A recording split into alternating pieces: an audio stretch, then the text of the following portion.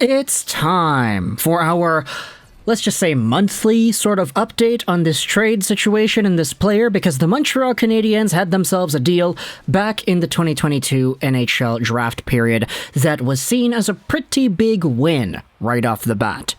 We've made our fair share of videos going over this player. Kirby Dach, recently acquired Canadiens forward from the Chicago Blackhawks, and it's been no shortage of topics arising as to whether or not the trade was a win, what happened a few months after the trade was made, what's the return looking like, not just the draft pick sent over to Chicago, which inevitably turned out to be Frank Nazar, but also the defenseman in the first place that was swapped around to make room for this player, Alexander Romanov, to the Islanders.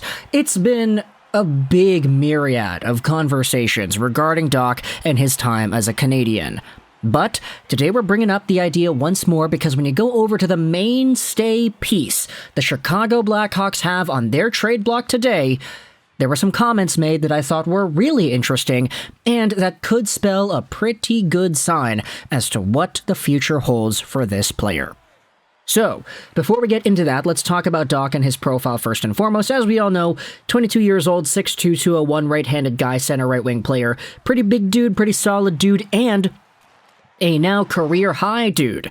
As in this season's worth of play, in 54 games played, Dach has 12 goals and 23 assists for 35 total points. He is on pace for 53 points in the 82-game campaign, but he has already eclipsed his career high in terms of all of these categories.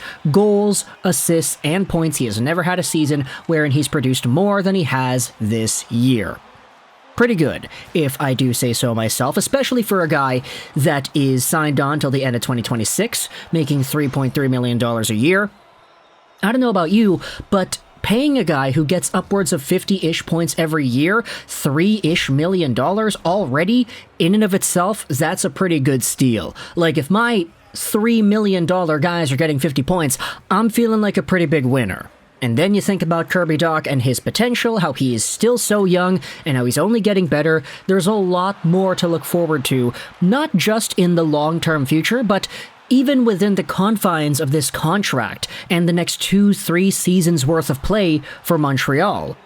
This is why, if you go over to the Chicago Blackhawks and you take a look at what Patrick Kane had to say regarding Kirby Dach, sure, there seems to be somewhat of a saltiness behind these comments, but it's all in good fun, I think. Let's go out there onto Mark Lazarus's Twitter, because what he did was he made the transcription here of Patrick Kane on Kirby Dach's recent surge. I'm not surprised. What is he, 21, 22?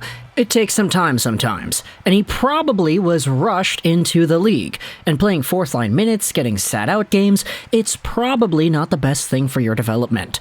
Now, there are some more comments, and we're going to go over those as the video goes on, but that's pretty telling, isn't it? Like, try to take a shot at Jeremy Colleton without directly taking a shot at Jeremy Colleton, talking about how Dach might have been rushed into the NHL, how he was playing bottom 6 minutes and getting sat out, and how it was not the best thing for his development. Patty Kane is going out there and pretty much laying the smackdown as to the tail of the tape over here. Before Dach was traded over to Montreal, there was already a pretty good idea going around that he was going to get traded. DeBrincat, Dach both leaving the team, plus Kubalik, it was a pretty big deal for the Chicago Blackhawks. And for Kirby Dach, a former third overall pick back in 2019, there was always so much hype behind this guy, especially since he did kind of go a bit earlier in the draft than most people expected him to go. He was not really projected by most to go third overall, so when he was selected there, people said, hey, this is going to be the Chicago Blackhawks trying to make a statement, saying to themselves that this is the guy and this is the proper pick at number 3. Lo and behold, seeing him develop in the way that he had, we've already made a ton of videos going over the stagnation of Dach in the Blackhawks system, how he was slowed down by injuries, how he had one really good year, but that was really slowed down by his injury at the World Juniors, and how the season after he had an even worse year. It was very bad for Chicago. It was very bad for Dach, and so Patty Kane going out there pretty much saying, yeah, no, it's kind of our coaching staff's fault, in a way, by proxy, pretty much saying it without saying it directly. Yeah, I kind of like that a lot. Let's go over onto what else Dach says, or not Dach, but Kane says about Dach. It's not surprising that all of a sudden he's starting to play a lot of minutes and playing in a good position and he's producing. I'm happy for him. Kane's always been pretty honest about this kind of stuff. He thinks the game like a GM. He always has. I've always expected he'd be a GM one day. He's talked about Dach being rushed before, and he said how Strome wasn't put in the position to succeed for much of his Hawks career, too. And so, for Patty Kane, just gotta give props to the guy for keeping it real when it comes to the Chicago Blackhawks and how they've developed talent in the past. Obviously, Dylan Strome wasn't 100% Chicago's fault. I know he's in Washington now, and he's doing pretty alright, all things considered. But for a good chunk of Strome's career as an Arizona Coyote, or a Phoenix Coyote, I guess you could say, there was a lot of development that was sort of fumbled over there too. And so, seeing him do well in Chicago, only to start doing poorly, only to do okay and just leave the team in general, again, like Dominik Kubalik, it's very odd just looking at how the Blackhawks have traversed the past year and a bit, and for Patty Kane to go out there and pretty much lay out the ramifications of that sort of process, say that, yeah, no, a lot of the guys that were on our team before, they weren't great because of how we used them, and now they're doing pretty alright. It's kind of refreshing, honestly. And who's to say that Patty Kane is wrong in this sort of assessment? I know it might be a little bit traumatizing for Blackhawks fans to look at that and say, yeah, our team did that. Our team fumbled the development of a whole bunch of these younger guys, and now he's prospering in another system, but at the end of the day, new stones, right? New drafting opportunities. You fumbled it up, but you restarted, and you got Frank Nazar III in your system because of it. And hey, with the Kane and Taves sweepstakes proceeding the next little while here, you're going to have yourselves a good chance of getting Connor Bedard, which I hope does not happen because you've already won 3 Stanley Cups in the past few years, so GTFO, please. But at the end of the day, this is sort of a, let's just say, turning point in the career of Kirby Dach, and I saw a lot of Canadiens fans responding very positively to this assessment made by Patty Kane, and how it's sort of indicative of the Canadiens and their development the past little while here too. Sure, Marty St. Louis might not be the coach that leads the Canadiens to Stanley Cup prosperity once again. He may be or he may not be, who really knows, but at this point in time, what he is doing is giving a stage for a lot of these younger talents to showcase that they do have what it takes to play at this level and potentially grow into something more. Dach succeeding in the way that he has been so far, of course it's a product of Dach and his talent individually, but he also had to have that opportunity in the first place, and St. Louis has been very adamant in giving him that opportunity. Slafkovsky has had some chances here and there.